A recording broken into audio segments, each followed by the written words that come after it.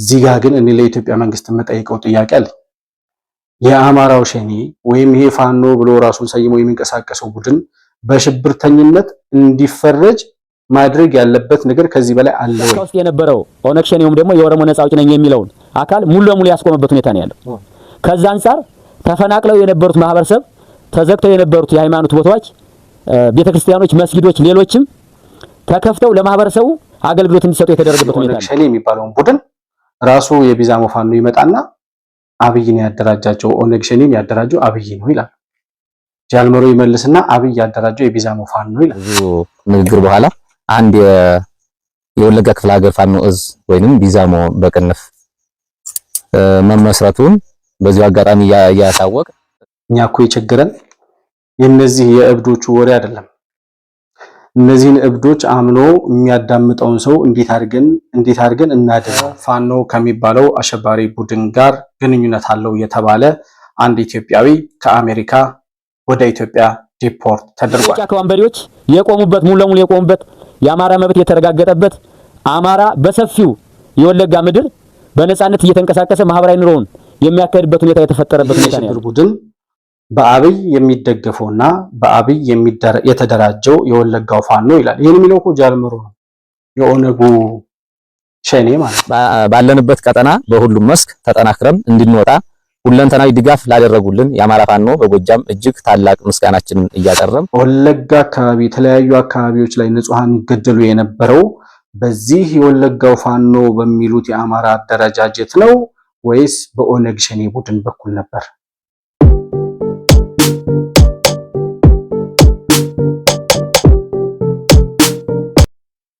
ሰላም ለእናንተ ይሁን። የተከበራችሁ የመሆን መልቲሚዲያ ቤተሰቦች እንደምን አላችሁ? ብሩክ የሾርቅ አሰፋ ነኝ ከመሆን መልቲሚዲያ። የዛሬውን አዲስ መረጃችንን ይዘን ቀርበናል። በዛሬ ፕሮግራማችን በሁለት አበይት አጀንዳዎች ላይ ወይም ወቅታዊ መረጃዎች ላይ ቆይታ የምናደርግ ነው የሚሆነው። እነዚህ የምንወያይባቸው አጀንዳዎቻችን ወይም ርዕሶቻችን በመጀመሪያ ደረጃ እንግዲህ የአሜሪካ መንግስት በትላንትናው ዕለት አንድ መረጃ አውጥቷል። ይሄም መረጃ ከፋኖ ከሚባለው አሸባሪ ቡድን ጋር ግንኙነት አለው የተባለ አንድ ኢትዮጵያዊ ከአሜሪካ ወደ ኢትዮጵያ ዲፖርት ተደርጓል። በምን ምክንያት ነው? ግንኙነቱ ምን አይነት ነው?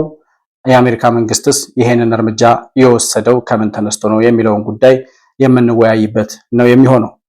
እንዲሁም ደግሞ በኦሮሚያ ክልል ውስጥ የሚንቀሳቀሰው የኦነግ ሸኔ ቡድን በወለጋ አካባቢ የሚንቀሳቀሰውን የቢዛሞ ፋኖ ወይም የወለጋ ፋኖ የሚሉትን ቡድን ንጹሃን ላይ ጭፍጨፋ ፈጸመ ሲል የኦነግ ሸኔ የወለጋውን ፋኖ ከሷል።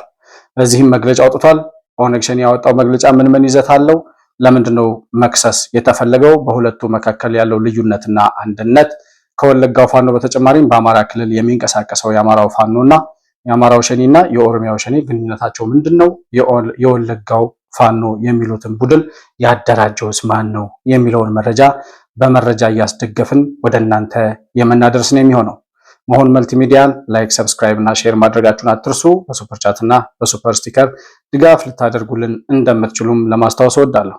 ባነሳነው ሐሳብ ላይ ያላችሁን ሐሳብና አስተያየት በኮመንት መስጫው ላይ ልታሳውቁኝ እንደምትችሉ እየገለጽኩኝ ከፕሮግራማችን ጋር አብራችሁ እንድትቆዩ በአክብሮት እጋብዛለሁ።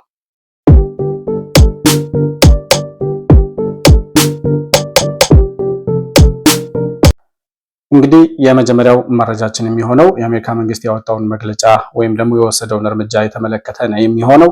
የአሜሪካ መንግስት በትላንትናው ዕለት በስቴት ዲፓርትመንት በኩል የፋኖ የሚባለውን የሽብር ቡድን የተመለከተ ከዛ ጋር ግንኙነት አለው የተባለ አንድ ሰለሞን ቦጋለ የተባለ አንድ ኢትዮጵያዊ ከአሜሪካ ወደ ኢትዮጵያ ዲፖርት እንዲደረግ ተወስኖበታል ወይም ተደርጓል። ይሄ የሆነበት ምክንያት ልጁ እዚህ ፎቶግራፉ ላይ እንደምትመለከቱት ሰለሞን ቦጋለ ይባላል። በተለያዩ የፌስቡክ ፔጁ ላይ፣ ትዊተር ላይ፣ የተለያዩ ሶሻል ሚዲያዎች ላይ የፋኖ ደጋፊ እንደሆነ፣ ፋኖን በተለያየ መንገድ ሳፖርት እንደሚያደርግ፣ ከሱ ጋር ግንኙነት እንዳለው በኩራት ይጽፍ ነበር ልጁ እና የአሜሪካ መንግስት ይህንን በማድረጉ ልጁ ከአሸባሪ ቡድን ጋር ግንኙነት አለው በሚል ወደ ሀገሩ ዲፖርት እንዲደረግ ተወስኖበታል። እንግዲህ የአሜሪካ መንግስት እንዴት ፋኖን አሸባሪ ሊል ቻለ የሚል ጥያቄ የሚያነሳ ሰው ካለ ፋኖ የሚባለው የሽብር ቡድን በአሜሪካ መንግስት ዘንድ የሚታወቀው በምንድን ነው የሚለውን ነገር ማየት ያስፈልጋል። የአሜሪካ መንግስት ፋኖ የሚባለውን አደረጃጀት ወይም ደግሞ የታጣቂዎች ቡድን የሚያውቀው የደረጃ 3 የሽብርተኞች ቡድን ብሎ ነው የሚያውቀው። በቀጥታ አሸባሪ ተብሎ አልተሰየመም። ምክንያቱም ደረጃ 1 ላይ ሲደርሱ ነው አሸባሪ ብሎ እንደ አልቃይዳ ምናምን የሚሰይማቸው ደረጃ 1 የሽብርተኛ ቡድን የሚላቸው ነው። ነገር ግን በሽብርተኞች ሊስት ውስጥ ደረጃ 1፣ ደረጃ 2፣ ደረጃ 3 የሚባሉ አሉ። ይሄ ፋኖ የሚባለው በአማራው ክልል የሚንቀሳቀሰው የሽብር ቡድን በአሜሪካ መንግስት ዘንድ የሚታወቀው ደረጃ 3 የሽብር ቡድን ተብሎ ነው። ይሄም ልጅ ሪፖርት የተደረገው ከዚህ የሽብርተኛ ቡድን ጋር ግንኙነት እንዳለው ራሱ በሚጽፋቸው የሶሻል ሚዲያ መረጃዎች በመገኘቱ እንዲሁም ደግሞ የአሜሪካ መንግስት ይፋ ያላደረጋቸው ምናልባት ነገ ከነገ ወዲያ ሲወጡ የምናያቸው በቀጥታ ልጁ በፋይናንስ ሰፖርት በማድረግ የተለያዩ ነገሮችን በማድረግ ከዚህ የሽብር ቡድን ጋር የሰራቸው ስራዎች ሊኖሩ ይችላሉ። እንግዲህ ከዛ ጋር በተያያዘ ደረጃ 3 የሽብር ቡድን ከተባለ አካል ጋር ግንኙነት በማድረጉና እንዳለውም ስላመነ ሪፖርት ተደርጓል ማለት ነው። የዚህ የሰለሞን ቦጋለ የሚባለው ልጅ ሪፖርት መደረጉ አይደለም ዋናው ዜና።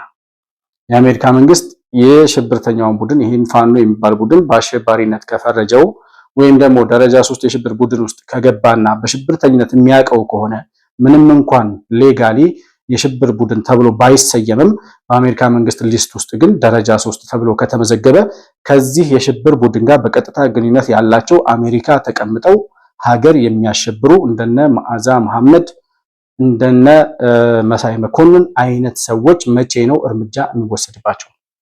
በቀጥታ ወደ እነሱስ ይሄዳል ወይ የሚለውን ጉዳይ ማየት ያስፈልጋል።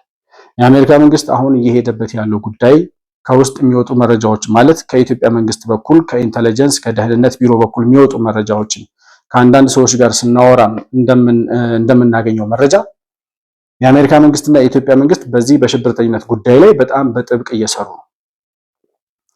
የጊዜ ጉዳይ ወይም ደግሞ የሁኔታዎች ጉዳይ ወይም ደግሞ ዶናልድ ትራምፕ አሁን ራሳቸው በቀጥታ እንዲሁን ብለው የሚወስኑበት ሀገር እየሆነ ስለመጣ ነው እንጂ በቀጥታ በመንግስታቱ በኩል የሽብርተኝነትን የመከላከል ስምምነት አለ። ከድሮ ጀምሮ አብሮ የቀጠለ አሜሪካ ተቀምጠው በኢትዮጵያ መንግስት ላይ ሽብር የሚነዙ ከሽብርተኞች ጋር የሚተባበሩ ለሽብርተኞች የጦር መሳሪያ መግዣ ገንዘብ እያዋጡ የሚልኩ በተለያየ አይነት መንገድ ድጋፍ የሚያደርጉ ከዚህ የሽብር ቡድን ጋር ከኦሮሚያውም ከአማራውም ሸኔ ጋር ግንኙነት ያላቸው ሰዎች ነገ ከነገ ወዲያ አንድ በአንድ እየተለቀሙ ወደ ሀገራቸው ዲፖርት ሊደረጉ እንደሚችሉ ምንም እንኳን የወለደ አይጥልም እንደሚባለው አሜሪካ የትም ስለማጥላቸው ዲፖርት የሚያደርጓቸው ወደ ኢትዮጵያ ነው። ነገር ግን የዚህ ልጅ ጉዳይ የሚያሳየው በቀጥታ ቀይ መስመር የሚሰመርባቸው እነማን ላይ ነው? እነዚህ ሚዲያ ላይ ተቀምጠው እንደነ መዓዛ መሐመድና እንደነ መሳይ መኮንን አይነቶቹ አሜሪካ ተቀምጠው ከሽብርተኛ ቡድን ጋር ግንኙነት ያላቸው። ይሄ እኛ ስለምንፈልጋቸው ማለት ነው። እኛ ራሱ የአሜሪካ መንግስት እነዚህን ሰዎች ዲፖርት እንዲያደርግልን አስሮ እንዲልክልን ስለምንፈልግ ማለት ነው። ከሚዲያ ላይ ካሉት ሰዎች በተጨማሪም ደግሞ አሉ እንደዚህ የነተቡ ዳያስፖራዎች ምን እንደሚሰሩ ምን እንደሚያደርጉ ማንን ሳፖርት እንደሚያደርጉ የማያውቁ ለተቸገረ ለደሃ ልጆች ለደሃ እናቶች ገንዘብ መላክ እጃቸውን የሚቆርጣቸው ነገር ግን ለፋኖ ለሽብር ቡድን ለሸኔ ምናምን ሲባል እየተሰበሰቡ የዲያስፖራ ማህበር ምናምን እየተባለ የጎጃም ማህበር የጎንደር የወሎ የአማራ ምናምን እየተባለ በየጎጡ ተከፋፍሎ የሰለጠነ ዓለም ላይ ተቀምጦ ጎጠኝነትን የሚደግፉ ዲያስፖራዎች አሉ። ገንዘብ እያዋጡ የሚልኩ ገንዘብ የሚያሰባስቡ በተለያየ መንገድ ይሄን የሽብር ቡድን የሚደግፉ አንድ በአንድ እየተለቀምሽ አዳሚ እርምጃ እንደሚወሰድብሽ የአሜሪካ መንግስት ትላንት የወሰደው እርምጃ ማሳያ ነው።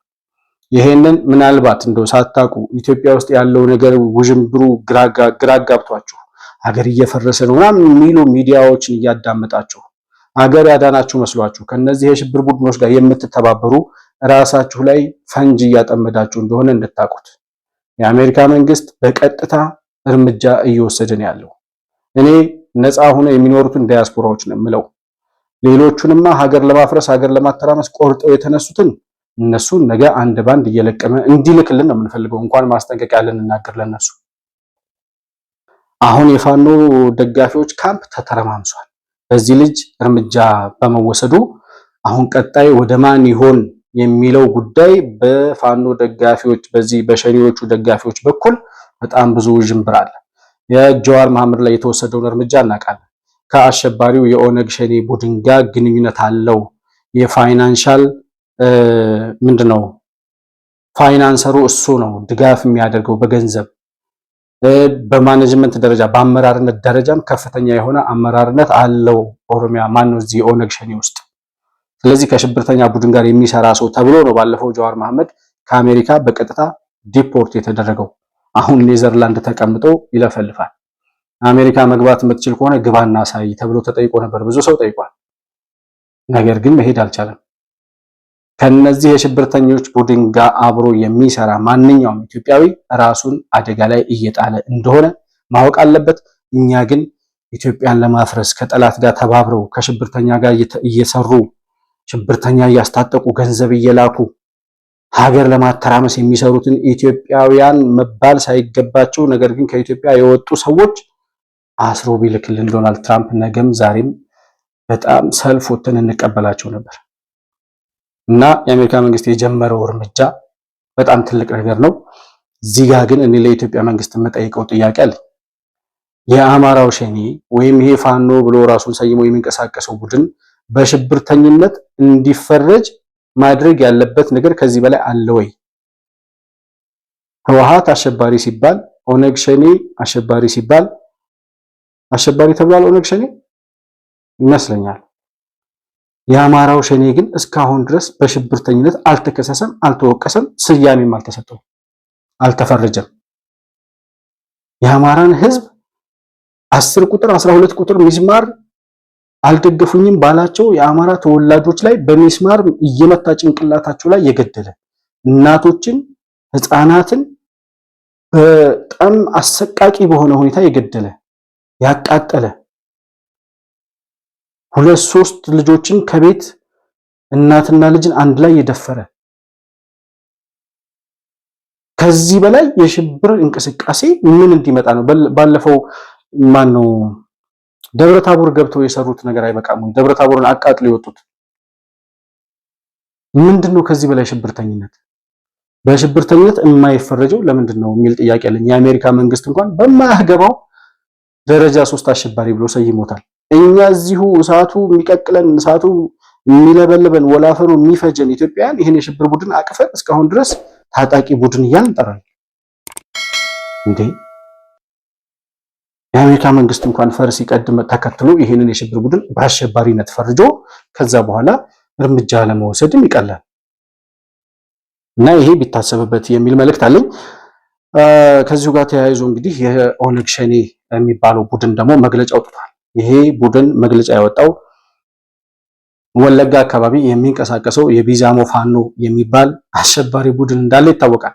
ይሄ የሽብር ቡድን በአብይ የሚደገፈውና በአብይ የተደራጀው የወለጋው ፋኖ ይላል። ይሄን የሚለው እኮ ጃልመሮ ነው፣ የኦነጉ ሸኔ ማለት ነው። የኦነጉ ሸኔ ለወለጋ ላለው ፋኖ ለሚባለው የቢዛሞ ፋኖ ለሚባለው ክስ የጻፈው ወይም መግለጫ ያወጣው እና የወለጋው ፋኖ በኦሮሚያ ተወላጆች ላይ በጣም ከፍተኛ የሆነ ጭፍጨፋ እየፈጸመ ነው፣ ንብረት እያወደመ ነው። በቀደም አርሲ ገብቶ ከአብይ አህመድ ወታደሮች ጋር በጋራ በመሆን ይሄ የሽብር ቡድን በአብይ የሚደገፈው በአብይ የታጠቀው ማለት የወለጋን ፋኖ የሚባሉን አብይን ያስታጠቀው እያለ ማለት ጃልመሮ እኮ የዚች ሀገር ድራማ እኮ እኔ በምን ቀን እንደተፈጠሩ እኮ ግራ የሚገባኝ እኔ በጣም ዶክተር አብይ የሚሰራው አጥቶ የወለጋውን ፋኖ አደራጅቶ አስታጥቆ ከዛ የኦሮሚያ ንጹሃን የኦሮሞ ልጆች እንዲጨፈጨፉ እንዲገደሉ ንብረታቸው እንዲወድም አስደረገ አብይ። ያውም ደግሞ መከላከያ ሰራዊቱ ጋር አብሮ ልኮ አሁን ይሄንን አሜን ብሎ የሚቀበል እኮ በሽተኛ አለ እኮ። የምሬን እኮ ነው የምናገረው። አሁን ጃልመሮ ያወራውን ለካ የወለጋውን ፋኖ አብይን ያደራጀው አብይ ነው ለካ አሩሲ ላይ ንጹሃንን እያስገደለ ያለው። የሚያስገድለውም ደግሞ ራሱ ባስታጠቃቸውና ባደራጃቸው የቢዛሞ ፋኖ ወይም የወለጋ ፋኖ በሚባሉት አሸባሪዎች ነው የሚል ሰው አይጠፋም። እንደዚህ አይነቱን ሰው እኮ 1 ዓመት ራሱ ቢጸበል ይለቀዋል በሽታው። እና ይሄ አሁን ኦነግ ሸኔ የሚከሰው የቢዛሞ ፋኖ የሚባለው ቡድን በዶክተር አብይ የተደራጀው የሚባለው ማን ያደራጀው? መጀመሪያ የኦነግ ሸኔን መግለጫ ያው ከተረት ተረት ስለማያልፍ እሱን እንለፈውና በማስረጃ እያወራን ብንሄድ ነው የሚሻለው። ይሄንን የወለጋ ወይም የቢዛሞ ፋኖ ብለው ራሳቸውን የሚጠሩትን የሽብር ቡድኖች ማን አደራጃቸው የሚለውን ጉዳይ የሚነግሩን ራሳቸው የቢዛሞ ፋኖ የሚባሉት ተመሰረትን ያሉ ቀን ማን እንደመሰረታቸው፣ ማን እንዳደራጃቸው፣ ማን እንዳስታጠቃቸው፣ አሁንም ማን እንደሚደግፋቸው ከአንድ ዓመት በፊት ሲመሰረቱ የተናገሩትን 1 ዓመት 2 ዓመት ሲመሰረቱ የተናገሩትን ላሰማችሁና ተመልሼ እመጣለሁ። ብዙ ንግግር በኋላ አንድ የወለጋ ክፍለ ሀገር ፋኖ እዝ ወይንም ቢዛሞ በቅንፍ መመስረቱን በዚሁ አጋጣሚ ያሳወቅ የወለጋ ክፍለ ሀገር ፋኖ እዝ ወይንም ቢዛሞ የአቋም መግለጫ አጠቃላይ የምናቀርብ ይሆናል ማለት ነው። ከዚህ በመቀጠል ያው የድርጅታችን የአቋም መግለጫ ሁላችንም ወስደን የምንሰራበት እና የሚቀመጡትን አቅጣጫ ለሌሎችም እንትኖች ጥሩ የምናደርግበትም በዚሁ በመግለጫው እናሳውቃለን። ቀጥታ ወደ መግለጫው ገባለሁ ማለት ነው። አንደኛ እኛ በቀድሞ ዳሞትና ቢዛሞ በአሁኑ የወለጋ ክፍለ ሀገር ፋኖ እዝ ወይንም ቢዛሞ በተጠናከረ ሁኔታ ለማደራጀትና ራሳችን ለመከላከል ቆርጠን የተነሳን መሆኑን እናረጋግጣለን ማለት ነው። ሁለተኛ ባለንበት ቀጠና በሁሉም መስክ ተጠናክረን እንድንወጣ ሁለንተናዊ ድጋፍ ላደረጉልን የአማራ ፋኖ በጎጃም እጅግ ታላቅ ምስጋናችንን እያቀረብን ለወደፊትም የላቀ ትብብርና ድጋፍ እንደምናገኝ ወንድማዊ መተማመናችንን እንገልጻለን። የጎጃም ፋኖ አሁን ለደረስንበት ደረጃ እንድንደርስ አስታጥቀው አደራጅተው እዚህ ስላደረሱን እናመሰግናቸዋለን ይላል። በቀጥታ የምንነጋገረው አመራር የምንቀበለው የተደራጀነው በጎጃም ፋኖ በዘመነ ካሴ በኩል ነው። እንግዲህ የቢዛሞ ፋኖ የሚባለው ቡድን ዘመነ ካሴን ያደራጀን የጎጃም ፋኖ ላደረገልን ነገር ሁሉ እናመሰግናለን ብለው ማን እንዳደራጃቸው እየተናገሩ ጃልመሮ ይመጣና የቢዛሞ ፋኖ የሚባለውን የወለጋው ፋኖ የሚባለውን ያደራጀው አብይ አህመድ ነው ይላል። እነዚህን ሰዎች አሁን እንደው አንድ ሰው እኮ አምኖ ሲሰማቸው ይገርመኛል ነው በጣም እንኳን 1000 ሰው አንድ ሰው አሁን የጃልመሮን ወሬ አሁን ይህን መረጃ እያቀረብንላቸው ራሳቸው ዘመነን ያደራጀን እያሉ እየተናገሩ የጃልመሮን መግለጫ ብቻ ተቀብሎ አያይ አብይ ነው ያደራጃቸው የሚል ደንቆሮ አይጠፋም። ምን ማድረግ ይቻላል? የተደራጀ ነው በዚህ ምክንያት ነው የተደራጀ ነው ለዚህ ነው ያደራጀን እከሌ ነው ዘመነ ካሴ ይባላል የጎጃም ፋኖ ነው ያደራጀን ያስታጠቀን አሉ። ጃልመሮ ምን ይሆን ነው የሚለው ታዲያ? እሺ ሌላም ልጨምርላችሁ። የቢዛሞ ፋኖ ከተመሰረተና ከተደራጀ በኋላ አሁን የሰማችሁት ሲመሰረቱ ነው። ገና ተመሰረትን ታጠቅን ያሉ ቀን ማለት ነው። ከዛ በኋላ አሁን በቅርብ ከ1 ወር ከ2 ወር በፊት ደግሞ የሰጡት መግለጫ አለ። ይሄ ራሱ የቢዛሞ ፋኖ የሚባለው አደረጃጀት ምንድነው የሚሉት? አብይ አህመድ ያደራጀውን የኦሮሚያውን ወይም የኦነግ ሸኔ የሚባለውን ታጣቂ ቡድን ከወለጋ ምድር አጥፍተናል ይሏቸዋል። ድራማ እኮ ነው፣ ቲያትር እኮ ነው የሚሰራው። ጃልመሮ የወለጋውን ቡድን የወለጋውን ፋኖ ያደራጀው አብይ አህመድ ነው ይላል። የወለጋው ፋኖ ደግሞ ምን ይላል? አብይ አህመድ ያደራጀውን ኦነግ ሸኔ የሚባለውን ታጣቂ አጥፍተን ከወለጋ ነዋሪዎቻችንን በሰላማዊ ሁኔታ እንዲኖሩ አድርገናል። የአማራ ተወላጆች ጥቃት እንዳይደርስባቸው አድርገናል። ማንን አጥፍቶ?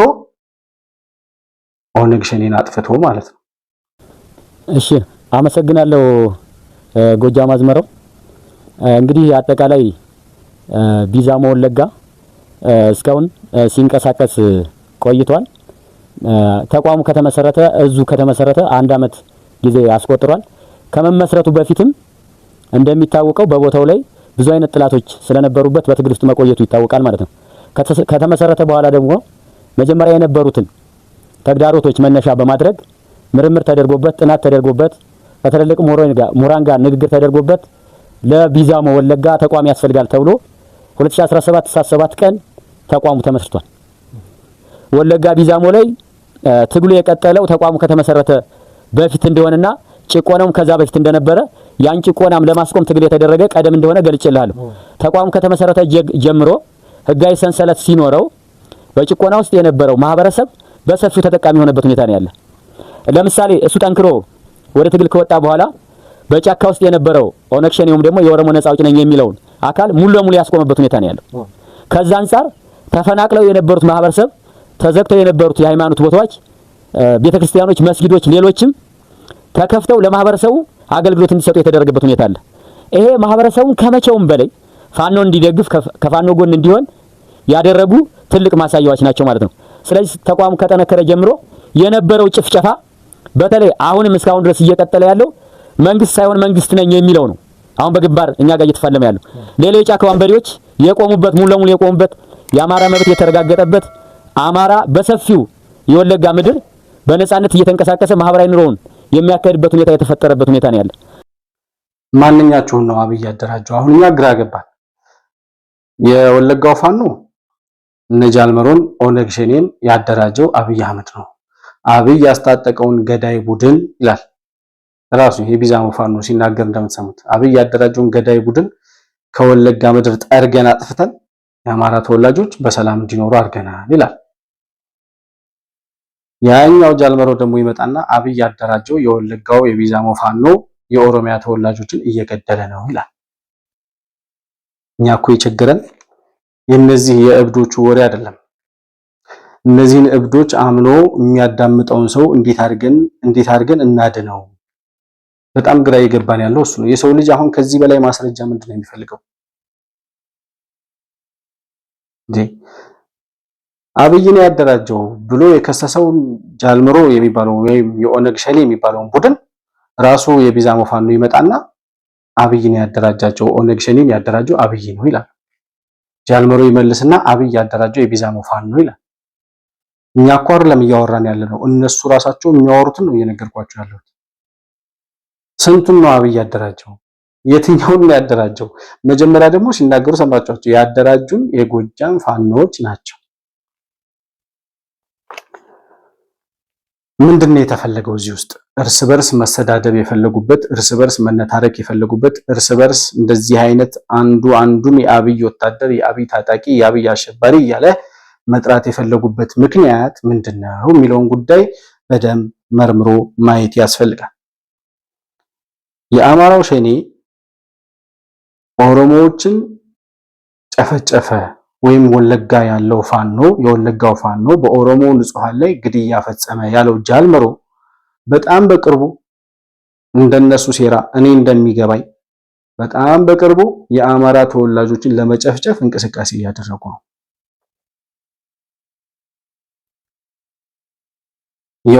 የወለጋ ያለው የአማራ ፋኖ የሚባለው ቡድን በኦሮሚያ ንጹሃኖች ላይ ግድያ እየፈጸመ ስለሆነ ጭፍጨፋ እየፈጸመ ስለሆነ ይሄ ደግሞ አብይ ያደራጀው ስለሆነ አብይ ያደራጀው ታጣቂ በኦሮሚያ ልጆች ላይ በወገኖቻችን ላይ ንጹሃን እየጨፈጨፈ ስለሆነ እኛ ደግሞ ያጸፋ እርምጃ እንወስዳለን። የአማራ ፋኖ ነው የገደላቸው። የወለጋው ፋኖ የሚባለው የአማራ ድርጅት ነው። ስለዚህ በአማራ ተወላጆች ላይ እርምጃ እንወስዳለን። በቀጥታ የሚተረጎመው እንደዚህ ነው። ምክንያቱም የነሱን የደነቆረ ጭንቅላት መተንተን አይከብድም ለኛ። እነሱ እንኳን ሴራ ሰራን ብለው ራሳቸው ያወሩት አንዱ ካንዱ የሚጋጨውን ነገር ረስተውት ወይም ደግሞ እኛ ማንይዝ ማናስታውስ መስሏቸው በእነሱ ጭንቅላት ሰው ሊሸውዱ ነው። ጃልመሮ ያሰበውን አሁን ይሄ ቢዛሞ ፋኖ ያሰበውን ተንኮል አሁን ከኛ የሚደበቅ አሁን የነሱን ያህል ማሰብ ማንችል ሆነን ነው እኛ አሁን እነዚህ የሚሸውዱን ሰዎች ነው። የሚያሳዝነኝ ግን እኔ በጣም በእነዚህ ሁለት አሸባሪዎች ሴራ የንጹሃን መገደል በጣም ያሳዝነኛል። ከዛስ ምን እንደሚያደርጉት ጃልመሮ መግለጫ ወጣ አይደለ? ጃልመሮ መግለጫ አውጥቶ የቢዛሞ ፋኖ የኦሮሚያ ልጆች እየገደለ ስለሆነ ብሎ ያወጣው እሱ ደግሞ በተራው የአማራ ተወላጆችን ለመጨፍጨፍ ነው አልኳቸው። ጃልመሮ ይሄድና የአማራ ተወላጆችን ይገላል አይደል? ወይም የኦነግ ሸኔ ታጣቂዎች የአማራ ተወላጅ የሆኑ ንጹሃንን ይገላሉ። በፊት ሲያደርጉ እንደነበረው ያደርጋሉ አይደለ?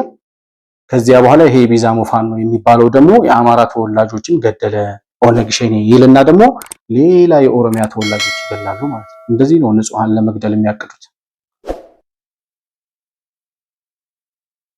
ከዚህ ምን ትርፍ እንደሚገኝ ደም በማፍሰስ ምን እንደሚያገኙ እነዚህ ሰዎች በኢትዮጵያ ስነ ምግባር ተኮትኩተው ቄስ ትምህርት ቤት ተምረው ወይም ደግሞ ምንድነው መድረሳ ተምረው የሙስሊም ትምህርት ቤት ያደጉ ናቸው ወይ? እናትና አባት ያሳደጋቸው ናቸው ወይ?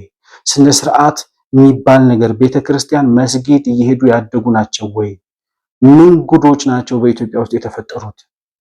የሰው ልጅ ንጹሃንን ለመጨፍጨፍ ገና ከአሁኑ እቅድ እያወጡ አንዱ አንዱን እየወነጀለ ለመግደል እንዲመቻቸው እየተዘጋጁ ነው። የሰው ልጅ ሰውን ለማዳን ነው ሲዘጋጅ ማቀው ነው። ሰውን ለመግደል እንዴት ሰው እየተናበበ በዚህ ደረጃ ይዘጋጃል? በመግደል ምን አተረፋችሁ? ስንት ሰው ጨፈጨፋችሁ? እስከዛሬ ስንት ሰው ተገደለ? ስንት ሰው ሞተ?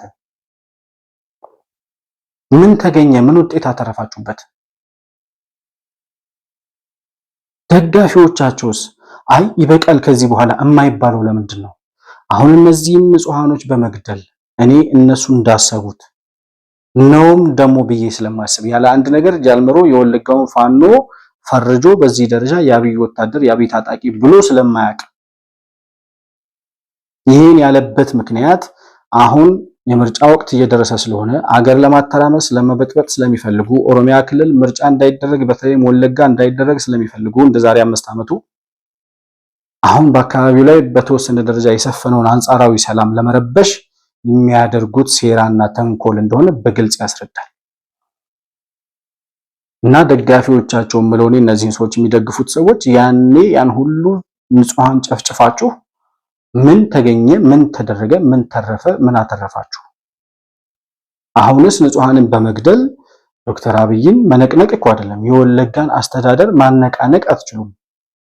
በንጹሃን ደም የሚመጣ ለውጥ ወይም ስልጣን የሚይዝ ሸኔ ወይም ፋኖ ወይም ደግሞ ስልጣን የሚለቅ መንግስት የለም።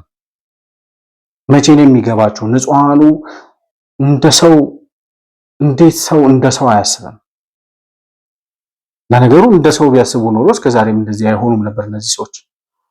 አንዱ ደግሞ መጠናት ያለበት ጉዳይ ያኔ ገና የለውጡ ሰሞን መንግስት እንደመጣ 2013 14 አካባቢ ወለጋ አካባቢ የተለያዩ አካባቢዎች ላይ ንጹሃን ይገደሉ የነበረው በዚህ የወለጋው ፋኖ በሚሉት የአማራ አደረጃጀት ነው ወይስ በኦነግ ሸኔ ቡድን በኩል ነበር? እነዘመነ ካሴ ገና የለውጡ መንግስት እንደመጣ 2011 ዓመተ ምህረት ጀምሮ ተከበናል ያለው አማራ ክልል አደረጃጀት እየፈጠሩ እንደነበር እናውቃለን።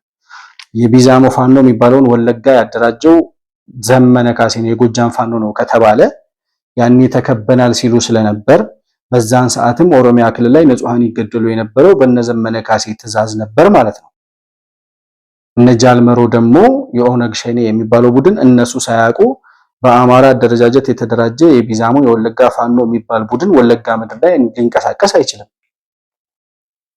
ስለዚህ የኦነግ ሸኔና የወለጋው ፋኖ እየተናበቡ የአማራ ተወላጆችን ይጨፈጭፉ ነበር። እነ ዘመነ ካሴ እነ ክርስቲያን ታደለ አማራ ክልል ላይ ሙሾ ያወርዳሉ። የአማራ ክልልን ድጋፍ በተወሰነ ደረጃ አግኝተው የነበረውም በዚህ አይነት የሴራ ፖለቲካ ነው። ከዚህ ሊዘል አይችልም። የነጃልመሮ ጭንቅላት ከዚህ ሊያመልጥ ከዚህ ሊያልፍ አይችልም። እና እየተዘጋጁ ያሉት አንደኛ እንዳልኳችሁ አንዱ የኦሮሚያ ንጹሃን ገደለ፣ ይሄኛው ደግሞ ይሄድና የአማራ ንጹሃንን ይገድላል። በቀል ተበቃቀልን በሚል ሰበብ አካባቢውን የጦር ቀጠና የንጹሃንን ደም ለማፍሰስ የጦር ቀጠና አድርገው አካባቢውን ለመረበሽ የሚያደርጉት እንቅስቃሴ ነው። ይችን ሴራ ለመረዳት እስከዛሬ የመጣንበትን የ8 ዓመት ጉዞ ብቻ ዞር ብሎ ማየት በቂ ነው።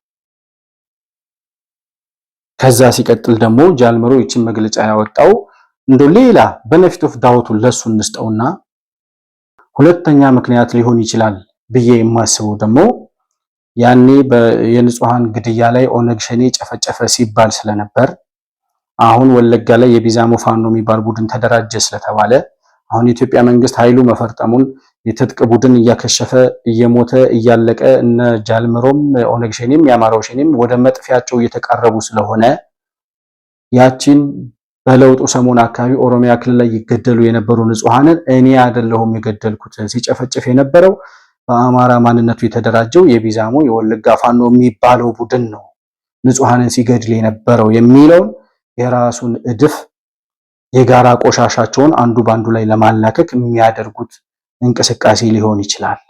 ጃልመሮ ራሱን ንጹህ ለማድረግ ኦነግ ሸኔ ራሱን ንጹህ ለማድረግ በጋራ የገደሏቸውን በጋራ የጨፈጨፏቸውን ንጹሃን ያኔ እኔ አይደለሁም የቢዛሞ ፋኖ የወለጋ ፋኖ የሚባለው ቡድን ነው ንጹሃንን ሲጨፈጭፍ የነበረው የሚለውን ጉዳይ ለማላከክ ከራሳቸው ላይ ለማውረድ የተጠቀሙበት አካሄድ ሊሆን ይችላል። ይሄ እንግዲህ በመረጃና ደህንነት በኢንሳ በመከላከያ ደህንነት በኩል ፈርዘር ምርመራ የሚያስፈልገው ጉዳይ ነው። አካባቢው ላይ ምን እየተሰራ ነው? ምን እየተሴረ ነው? ምን አይነቱ የወንጀል እንቅስቃሴ አለ? አሁን የምርጫ ሰሞን እንደመሆኑ መጠን በአካባቢው ላይ ያለውን በአንጻራዊ ሁኔታ የሰፈነውን ሰላም ለማደፍረስ በእርግጠኝነት ኦነግ ሸኔና የወለጋው ፋኖ የአማራው ሸኔ በጋራ ሆነው እየተንቀሳቀሱ ለመሆናቸው የሚያወጧቸው መግለጫዎች ማስረጃ ናቸው። እነዚህ ማስረጃዎች ይዞ የሚመለከተው አካል አፋጣኝ የሆነ የቅድመ መከላከል እርምጃ ሊወስድ ይገባል። ይሄ ካልሆነ በእርግጠኝነት ነው የምናገረው በቅርቡ በጣም በቅርቡ ኦሮሚያ ክልል ውስጥ የተለያዩ ቦታዎች ላይ ይሄ የወለጋው ፋኖ አለበት የሚባለው አካባቢ ወለጋ አካባቢ እንደ ድሮ በየገጠር ቀበሌው ያሉ ንጹሃኖችን የማጥቃት እንቅስቃሴ ሊያደርጉ ይችላሉ። በአንጻሩ ኦነግ ሸኔ የሚባለው ቡድን ደግሞ አሁንም መግለጫ አውጥቷል። የወለጋው ፋኖ የኦሮሚያ ተወላጆችን እየጨፈጨፈ ነው፣ አርሲ ገብቶ ከ200 በላይ ቤቶችን አቃጥሎ ወጣ ብሎ ነው መግለጫ ያወጣው። ስለዚህ ለዛ አጸፋዊ እርምጃ ሊወስዱ ያሰቡት ሌላ የጥፋት እርምጃ አለ። ይሄ ከመከላከያ ሰራዊት ከኢትዮጵያ መከላከያና ከኢትዮጵያ መረጃና ደህንነት ቢሮ መረጃው ያመልጣል ወይም ሳይደርስ ይቀራል ብዬ አላስብም። ካሁኑ ግን የምርጫው ሰዓት ከመድረሱ በፊት አካባቢውን ቢቻል የአካባቢውን ወጣቶች በማስታጠቅ አካባቢያቸውን እንዲጠብቁ በማድረግ መከላከያ ሰራዊት እንደዚህ አይነት ስጋት ባለባቸው ቦታዎች ላይ ቀድሞ እንዲሰፍር በማድረግ ከዚህ በፊት ያየነውን የንጹሃን ሰቆቃ፣ የንጹሃን ሞት፣ የንጹሃን ደም መፍሰስ ድጋሚ እንዳናይ መንግስት ፕሪቨንቲቭ ሜካኒዝም ወስዶ አካባቢውን ቀድሞ መከላከልና እነዚህን የሽብር ቡድኖች ያሴሩትን ሴራ በአፋጣኝና በቅድሚያ ማክሸፍ ይጠበቅበታል ብዬ አስባለሁ። በተመሳሳይ ጉዳይ ላይ ከአካባቢው የምንሰማቸውን አዳዲስ መረጃዎች ወደ እናንተ ይዘን የምንቀርብ ነው የሚሆነው። ለዛሬ የነበረኝ መረጃ ግን ይሄንን ይመስላል። መሆን መልቲሚዲያን ላይክ፣ ሰብስክራይብ እና ሼር ማድረጋችሁን አትርሱ። በሱፐር ቻት እና በሱፐር ስቲከር ድጋፍ ልታደርጉልን እንደምትችሉም እያስታወስኩኝ ከፕሮግራማችን ጋር አብራችሁ ስለቆያችሁ እጅግ በጣም አድርጌ አመሰግናለሁ። በሌላ ፕሮግራም በአዲስ መረጃ እስከምንገናኝ ድረስ ሰላም በያላችሁበት ለእናንተ ይሁን።